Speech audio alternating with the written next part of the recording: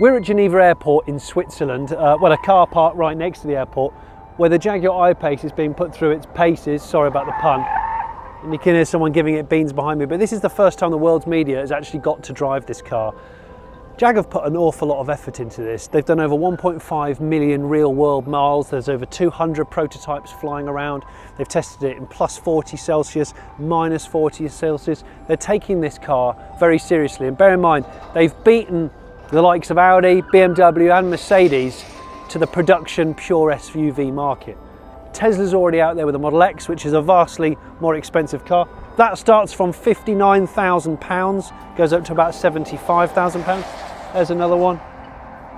And this is an exciting time because Tesla have obviously stolen the limelight for kind of fast, luxurious, unbeatable electric cars. But Tesla are a tech company first, a sort of car company second really.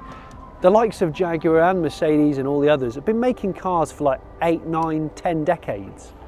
And that's the thing, they know how to build a car really well. Tesla has almost become a victim of its own success lately, where it's got a good product, but it can't make it quick enough, and it's suffering from quality control. Jag and Mercedes and Audi and BMW and all the others that are coming in now, these guys know how to build a car. They know how to put together a beautiful interior. So we're actually going to see this interesting point of convergence, I think. Tesla are going to learn very quickly how to mass produce a car with decent quality control, and these guys know how to do good battery tech, good real world range and good EV performance. What I'm interested in with the Jag I Pace today is, although I'm going to get a little tiny drive, I want to know if this car has true Jaguar DNA. And by that what I mean is Jaguar is known for its sports cars and its sports saloons. So cars that can go fast in a straight line, but they're also very, very agile. And agility is something that a lot of EVs on sale now don't actually have. And the other thing about Jags is they're refined. They can be smooth, they can be really serene. You've got that waftability with a huge amount of clout. And that's what I hope the I Pace will deliver. I feel like we're at a really interesting point in the world of EV, where mainstream manufacturers are about to press the button on some really big projects. Some really credible cars, you know, Porsche with its Mission E, Audi with its e-tron range, Mercedes with its EQ, Jag with the I Pace, and this platform will no doubt be used on another car in the next 12 to 18 months. So these are really exciting times, and this is friendly competition, really. It means Tesla will step up even more. It means these guys will work even harder. So for EV people like you and I, it's only going to be good news. And it'll also mean that more people will buy it, which means the infrastructure will get better, which is like a win-win, right? Oh, it's hustling along nicely, isn't it?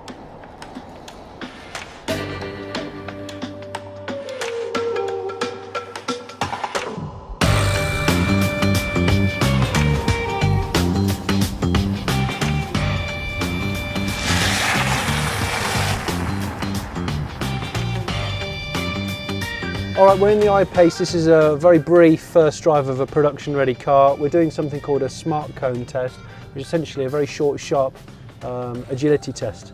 It's not a proper road test, it's not on the road. I'll explain more in a minute. So we just go, do we? We can go. The green cones are flashing. I don't really know how to do this. I normally just drive fast around a car park in random order. Around a car park in a structured way. So we're going to go through those green flashing cones there, and then you want to look for the next set of cones, which is that one there, and you're going to go through those. Where the next set. Okay. Up to the far end where the pit lane is. You can see the blue ones there to your left. They're going to be your next set of cones. That's it. And then you want to go over to the right. You can see another set over there. Oh, hang on. There we go. Straight ahead, there's green. Okay, yeah. Hard left, because those ones that were blue are now green. It's just like a game. That's it. It's like a game. And we've all played those games where you're hitting the wall, aren't you? I've never played a game where I'm hitting a wall. Oh, the fitness game, not with a car. The fitness game, that's it, yeah. So it's a fitness game transported into the car environment. No, this is cunning because I'm concentrating more on cones than I am on the chassis of the I Pace. But I love the response. Obviously, 4.5 seconds to 60. Have I just missed that completely? I haven't. You have. I thought I went through a pair of cones that wasn't actually a pair of cones. A little bit of a whine off the motors. That's good. Obviously, the thing about electric cars is they carry a bit of bulk. This is over 2.1 tonnes. with the high-powered regen, you can feel it's hustling quite well, really well actually. That's red. Does that mean definitely don't go through? Red means game is over. Oh, what? We're going to go up to the far end. I'm here with Ian Hoban. Ian, Johnny. you are, remind me of your title, you're basically the man that didn't shape the car. I didn't shape the car, no, that was Mr. Callum, that's the other Ian, that's Yeah. right. So I'm the vehicle line director, so really lucky to lead the team of engineers who put their heart and soul into delivering this car. We've got this awesome cutaway. I'm a big fan of cutaways because it explains so much really quickly. But let's talk about first its construction, the body shell and the chassis. Okay, so predominantly aluminium, 94% aluminium is the body structure, which is actually the most aluminium content in a production Jaguar. 94%. 94%. Yeah, it's pretty good. And aluminium's great, you know, it's light, it's very stiff as well, but it's important to use the right type of aluminium in the right place. So these are structural castings, the turrets here, the suspension here. So these are the nodes, the structural nodes of the car, and it's really important to have a great level of stiffness here. That helps us give the car its dynamic capability. So a lot of stiffness here means when you put a steering input into the car changes direction really quickly. This is not a welded car, am I right? It's riveted. It's riveted and bonded. Aerospace bonding and riveting are the two construction techniques we use. Right, and then right at the front here is one of two hearts. It's a two-motor car. That's right, an electric motor on the front axle and one on the rear. And we're quite proud of the motor. It's got a concentric motor, and the reason that's important, what that means is the drive shaft actually goes straight through the motor. I remember so it's a hollow telling me motor. this. Yeah. And what's the reason for that? So it helps the motor be very lightweight, so it's about 78 kilograms with the motor and the transmission. Okay. But probably even more importantly, it helps it be really compact. So it's about 500 millimeters actually, but about 250 millimeters in diameter. So a motor like this will deliver about a 95%, in fact greater than 95% efficiency. Yeah. Not just high levels of efficiency, but over a wide drive cycle or high levels of a high range of speed. So between about 30 kilometers an hour and 150 kilometers an hour, this motor will deliver more than 95% efficiency. And motors are obviously very efficient, but some of the ones that our competition use are perhaps in the 92 to 93% efficiency range. Right, okay. So it's the rare earth magnet part is a particularly important part in terms of how we deliver that efficiency. So on top of that motor, we have? Yeah, so on top of the motor, we have the inverter. Yeah. So that's the inverter, which basically controls, or in between the battery and controls the load into the motor and regulates the torque demand from the driver into the motor. So that's the inverter, and then on top of the inverter we have the onboard charger. This is the 7 kilowatt onboard charger, which you can see obviously is connected to the charge port. Yeah. Now there's a good space here, which presumably is for crash protection. That's right, absolutely, yeah. Yeah. Let's talk about thermal scavenging, because it's a You term wanted that to I talk don't about use. that. You It's kind because of work it into the conversation. I had to work into the conversation because I heard it, I saw it in a press release and I thought, right, thermal scavenging, it's a great term to use. And also, obviously, we're in winter right now, when EVs have a bit of a tough time. That's right. Talk me through it. Okay, so batteries are like us. They don't like to be too hot, they don't like to be too cold. So 20, 25 degrees C is fine. It's the ideal operating range for a battery. And what we'd like to do, obviously, keep the battery at that temperature range. Yeah. So that's the first important part. The other important part is, I guess in a constructive way, it makes you as an engineer be paranoid about the energy that's around you, how you use that energy and how you use it most efficiently. So the thermal scavenging actually is, even on a freezing morning, the car using a series of heat exchangers and pumps can basically scavenge energy, temperature and energy from the front of the car. People often think that because it's freezing you can't get any more energy, but of course we're on a Kelvin scale here. Yeah. So even on a freezing morning you can still get energy out of the air, actually use it to provide energy to the battery. So this is like a heat pump from a house? Similar principle, basically scavenging through a heat exchanger, compressing it, and then providing that energy to the battery. And we estimate there's about a 2.5 times upgrade. So a kilowatt of energy that's scavenged from the front of the car can benefit the battery by 2.5 kilowatts. So it's a real important aspect of how we maintain the range in all driving And conditions. maximise it, I suppose. That's right, and if we didn't do that, we estimate that perhaps the customer might lose anything up to 50 kilometres of range, which is a big deal. Yeah. So it's important to use the most energy, or to maximise the usage of the energy that's around you at all times. Incidentally, it can also scavenge or benefit from some of the thermal properties, or the thermal energy of the motors as well in the EDU. So you can take some temperature from there, and again use that to heat the cabin. And is that through that's through heat exchanging? Basically, similar principle. Here, this whole floor pan is your battery pack that gets bolted up from underneath, forms part of the structure, forms the entire floor of the car. And 36 modules? 36 modules, so each one of these is the module. Yep. And each module contains 12 pouch cells. Yep. That's 432 pouch cells in total. Yep, okay. In the 36 modules that are within the frame. Yep. And these are how many volts each? So these are nickel, manganese, cobalt pouch cells. Okay, so the overall voltage of the battery pack is 450 volts. When it's fully charged, around 450 volts. Yeah, but devising a system like this, a floor pan which bolts in and out of a vehicle, and the opportunity to go four-wheel drive or two-wheel drive, this could be put into a lot of other cars.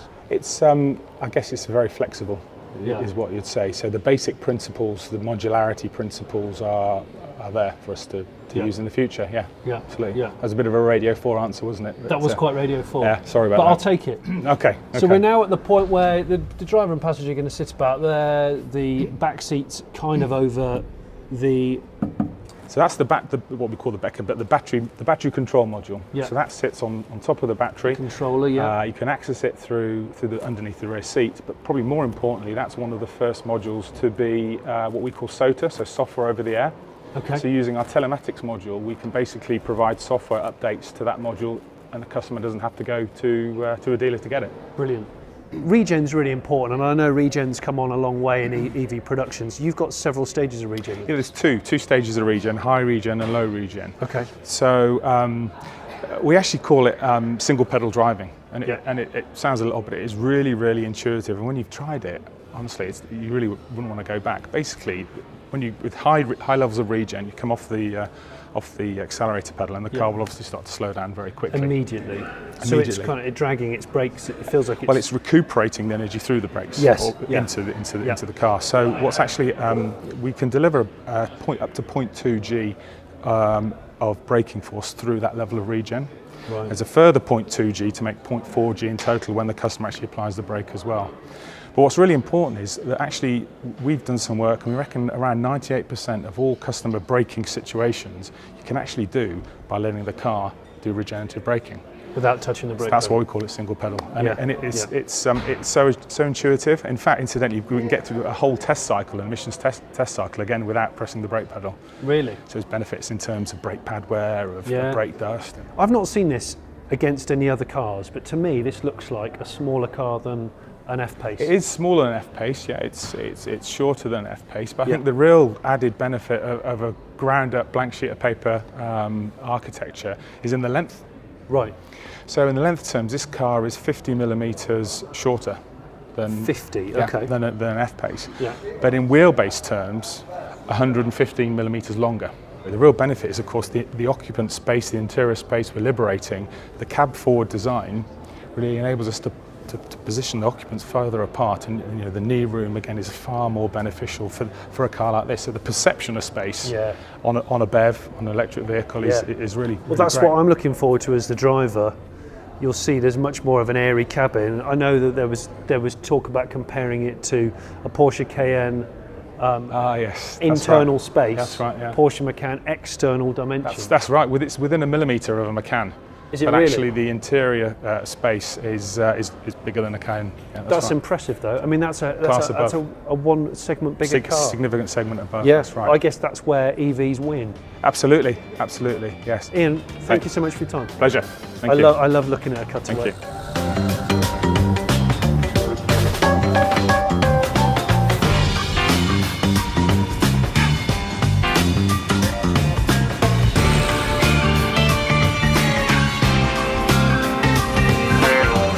This is the Jaguar I Pace. This is the man that led the team that made it look the way it does. This is Ian Callum, Director of Design for Jaguar. a friend of mine. Hi, Ian. Oh, Johnny. You all right? How are you? Good to see you. Yeah, Good to see you. likewise. What interests me about this car, firstly, is it's classed as an SUV, but I kind of don't see it as an SUV. I guess in my head you think of SUVs as being quite bricky. Yeah, square. And it's not like that. No, I doesn't mean, have to be. No, we're stood next to it. It's higher. You can obviously see there's a bit of ground clearance going on here, but it's not your sort of archetypal. No, and you know what I love about it is you can't really define the car. You can't just slot it in a box and say that's what it is. Yeah. And I love the notion. It upsets some people, but I do love the notion that you can't categorize it. Yeah. You know, it's a bit like music in America. It has to be categorized, isn't it? And suddenly somebody comes up with something different and you can't categorize it and people get upset. So I like that being disruptive. And it is technically an SUV. It's got SUV dimensions. It can only do what SUV cars or trucks can do, but it's shaped more like a motor car for good reason. Yeah. And that's aerodynamics. I've just dropped a chapstick, Ian. I'm ever so sorry. It's never happened in an interview before. Actually, while we're at the front, this is probably the most familiar part of the car. Yeah, it was important. The car is so different in so many ways. Yes, it's got the voluptuous shapes of a Jaguar, almost like a cab forward shape. Yeah. But it was important that we created something that people recognise as today's Jaguar. We couldn't deviate too much away from it because people just wonder what it was. Yeah. So it looks like a Jag. So you've got these sort of familiar frowning headlights. Yep. The J, what do you call them? Double J blades. The double J blades, which is the sort of daytime running kind of LEDs. Yeah. This shape grille, which we saw first of all in the XF. XF, and which was your sort of first new generation. It was, and it's inspired by the original XJ6. That lovely square grille that inset into the sheet metal, subtly, but it did do that. So that's where there is depth here. You can probably see there is definitely a depth into the grille. It sort of sits in. But then, of course, the bonnet. You've got this sort of quite defined haunch here and quite a short bonnet compared to what we're used to. So the bonnet's short because there's only a small electric motor down there, an inverter and a charger, so it doesn't have to be long. There's no straight six engine in there any longer. Yeah. So it can be shorter, and there'd be no reason to make it any other way. You know, to be absolutely honest about the car, it's got to be about what the car stands for. Yeah. But to get the drama out of the car, if you look at the side view, we put these haunches on it to kind of throw the visual weight forward. Yeah. So it looks like it's got this attitude, a bit like a mid-engine sports car has. You know, it kind of throws it forward. It's doing that rather than that. Exactly. Okay. Okay. Yeah. See, I like the back of this because it's very unconventional for a Jag, and it's very abrupt. Airflow, it's physics. Right. So as the air comes off the roof, we've designed this at an angle. Doesn't need a wiper, by the way, because the air holds on to the profile all the way to the back. Right. And then you get the breakaway in terms of aerodynamics on the square back end. Yeah. As you probably know, the square of the back end on a car, the better the aero. Yeah. Which is something that Malcolm Sayre didn't fully realise till he got to the XJS. Right. Interestingly. Okay. Yeah. Yeah. So this is a floating spoiler. Floating spoiler, which just helps to guide the air through the surface. That's actually what it does. Right. And in terms of downforce, to get equal downforce between the front and the rear, we put this little lip spoiler in, which just adds a bit of perfect balance to the car. When you knew that you were going to design an EV, were you a bit nervous? Were you thinking it might not be exciting enough for me? I didn't. I felt very excited because I'd already had a kind of idea in my own mind what we could do with it. Yeah. This idea of a cab forward car was what I think very exciting. I've always loved cab forward mid-engine sports cars. I grew up with them when they were new to the world, and I just saw this as a natural development of that train of thought, and I didn't struggle with it at all. I knew other people might, and some of them did, but it is radical. You know, you would consider. I consider this car to be radical. It's radical for the company. Yeah. And it's radical in terms of its shape because it's not following any existing EV in shape, I don't think. But it has full integrity.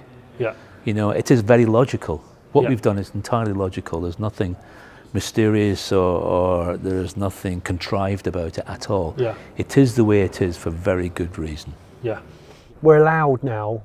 We've been permitted to get in another I Pace and do a little bit of a sort of straighter, less frantic, less cone orientated drive. So I'm just going to put it in D and release the handbrake, and we're going to go for a little spin. Now I've already put my heated seat on with this this nice tactile rotary control, because that's the thing to remember. This is called the flight deck.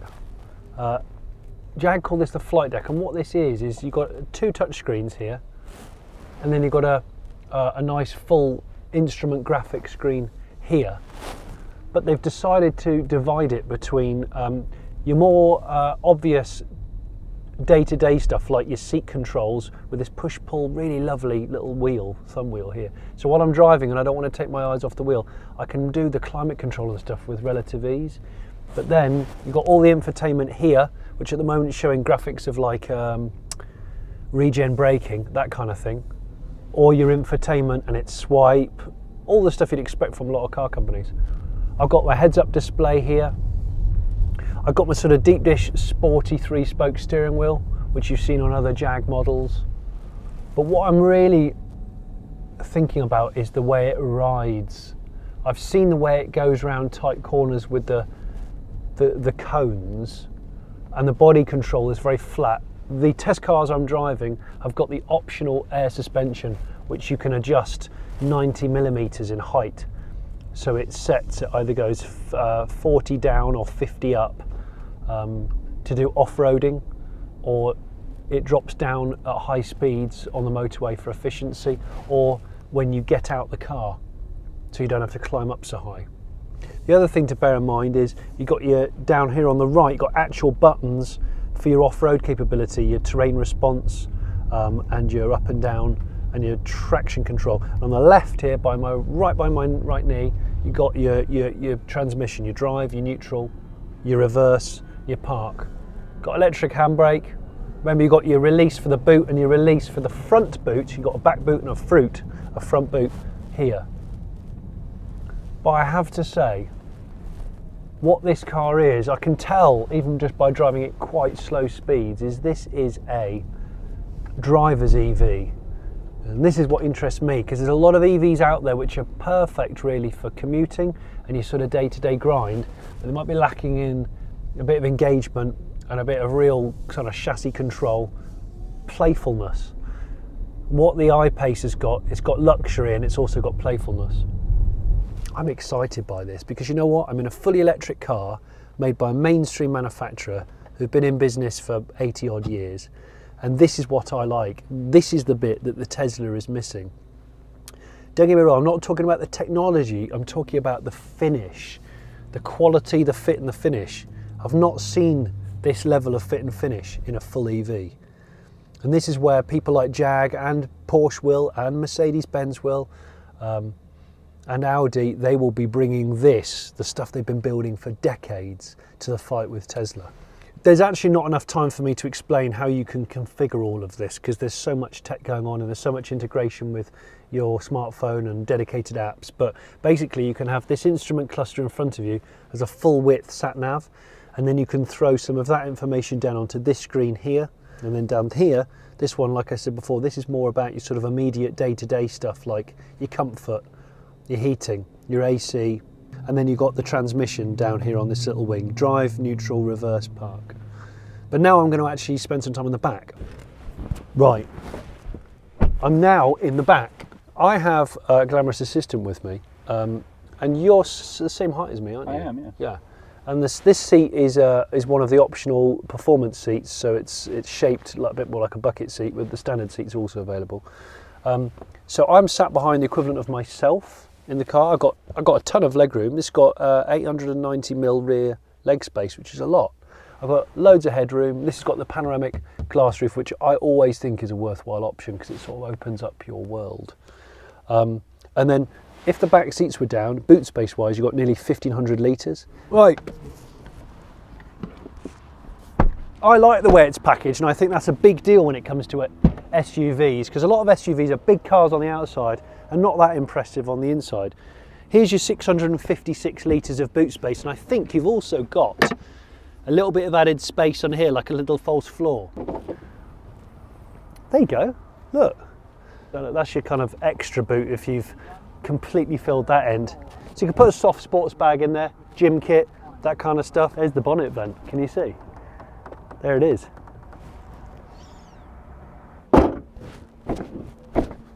There we go. Do you know what this badge is called? Jaguar don't talk about it much, but do you know what this particular logo is with it? It's called a growler. But slightly better is the one at the back. It's my favourite, the one at the back, that one, the lovely kind of sculpted muscular one, that's called the Leaper. The Leaper. So on the front of the old Jaguars, it was the statue on the bonnet like the Rolls Royce, but the leaping cat. That's the Leaper, the front's the growler. Front growler, back Leaper. There you go then, the I Pace, a British designed, Austrian built, 2-motor, all-wheel drive, 298 mile SUV that's pure EV. And luckily, it doesn't look like an SUV, it looks better than that. I just hope this car drives on the road as good as it has done today. And also I hope that Tesla learn as quickly as they have in the past about how to put a car together really well. This is exciting times for EVs, right?